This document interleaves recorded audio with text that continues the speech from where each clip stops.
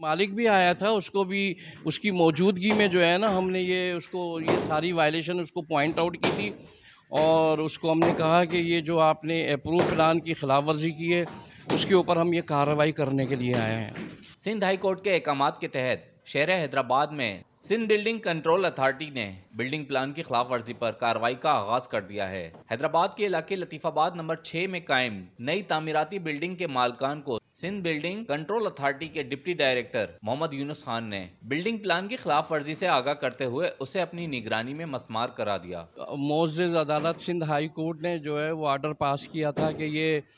जो भी वायलेशन है अगेंस्ट अप्रूव बिल्डिंग प्लान उसके ऊपर कार्रवाई की जाए और उसको डेमोलिशन किया जाए। लिहाजा मोअज़्ज़ज़ अदालत की कंप्लाइंस के सिलसिले में हम लोग अपने अमले के साथ डेमोलिशन और हमारा जो तमाम जो अमला है और मुतल्लिका जो कंसर्न पुलिस स्टेशन है उनके साथ हम यहाँ आए हैं और अभी ये आप देख रहे हैं कि ये डेमोलिशन की कार्रवाई अभी जारी रखी हुई है